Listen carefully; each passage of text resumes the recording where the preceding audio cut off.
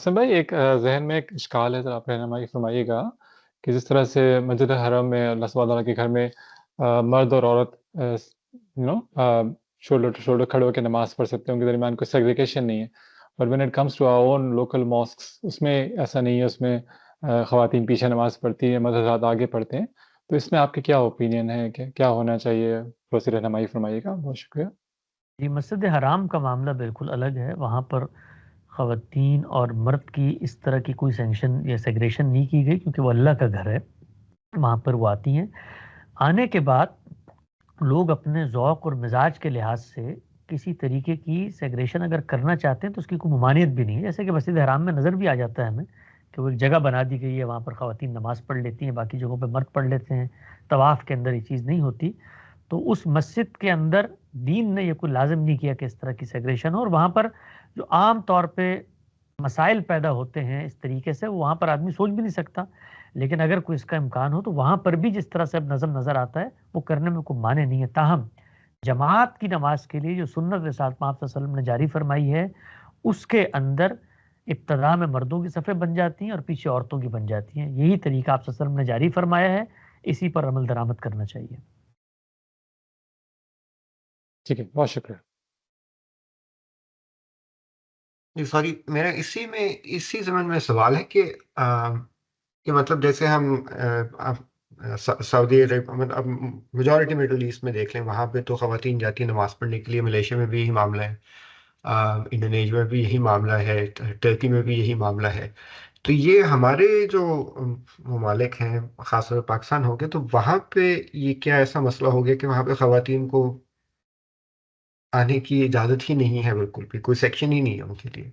हमारे जो कि हनफी फ़िक़्ह राय है ना, और हनफी फ़िक़्ह ने सैयदना उमर के उस फ़ैसले को क़ज़ा की सूरत में कबूल कर लिया, जिसमें उन्होंने सद्द ज़रिया के उसूल पे ख़वातीन के बारे में ये कहा कि वो मस्जिदों में ना आएँ और घरों में नमाज़ पढ़ें। जिस पर बड़ा शदीद रद्दमल उस ज़माने में भी था कि भाई जिनको अल्लाह ने नहीं रोका उनको आप कैसे रोक सकते हैं। तो वो एक इंतज़ामी फ़ैसला था। इंतज़ामी फ़ैसला किसी लोकल सतह पे किसी ख़ास सूरत हाल के पेश नज़र अगर किसी जलील क़दर सहाबी ने किया है, तो उसको उसी हैसियत से बयान करना चाहिए। उस पर जहाँ कोई सद्द ज़रिया के उसूल पे प्रिकॉशनरी मेजर के तौर पे आपको पेश करना है तो पेश भी कर दें, लेकिन उसको दीन का उसूल बना के इस तरीके से पेश करने का काम ये बरे-सग़ीर में हुआ है। खुद बरे-सग़ीर से बाहर जो देवबंदी हज़रात आबाद हैं, अमेरिका में हैं, यहाँ कोई उनको प्रॉब्लम नहीं होता, यहाँ ख़वातीन नमाज़ पढ़ती हैं मज़े से। तो दीनी लिहाज से तो उलट बात थी, ख़वातीन आती वहाँ पे, अल्लाह का घर था और वो खुदा से अपने ताल्लुक़ का इज़हार करती। बड़ी ख़राबियाँ पैदा हुई हैं अगर आप देखें मुस्लिम माशरत में और आइली ज़िंदगी में इसके नतीजे में। क्योंकि अगर आपने उनको मस्जिद से काट दिया, वो जो उनकी रूहानी एफ़िलिएशन का मरकज़ थी, जो जगह, उसके साथ उनका ताल्लुक़ ही नहीं कायम रहा। तो उसके नतीजे में बहुत सारी जो इमोशनल ट्रॉमाज़ हैं जिनको चैनलाइज़ होना था वहाँ पर जाकर, खुदा से गुफ्तगू करके, खुदा के माबद के अंदर जाके वो जो रूहानियत है उसको जज़्ब करके, उन सब का ख़ात्मा हुआ, उसका एक नतीजा निकला है फिर। और फिर इसकी वजह से ये जो ख़वातीन के अंदर आपको थोड़ी-सी मामलात जज़्बातियत के नज़र आते हैं और घरों के अंदर ज़रा ये ऊँच-नीच हो जाती है, ये उसमें इसका एक दख़ल है। आप देखिए, आप मस्जिदों में मस्जिदें खोलें और सबको वहाँ जाने दें, तो बहुत सारी चीज़ें आपकी आम ज़िंदगी में इसके नतीजे में दुरुस्त होना शुरू हो जाएँगी। ये तो इसी में फिर अभी आपने बात की कि हज़रत उमर के ज़माने में ये एक इस्लामी मुल्क का फ़ैसला था, तो क्या ये मतलब ये इम्प्लीमेंट हो गया था, और फिर अगर रहा तो वो फिर कितने अरसे तक रहा था ये चीज़?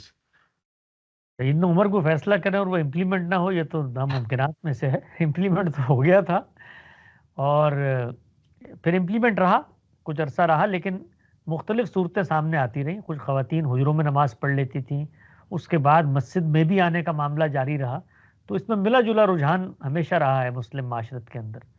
और फिर चूँकि इस्लाम जब फैला है, मावराउन-नहर तक पहुँचा है, हिंदुस्तान तक आया है और फिर अफ़्रीका तक गया है, तो हर जगह पे जो ख़वातीन की अपनी कल्चरल हसासियतें थीं, वो भी इस पे असरअंदाज़ हुईं।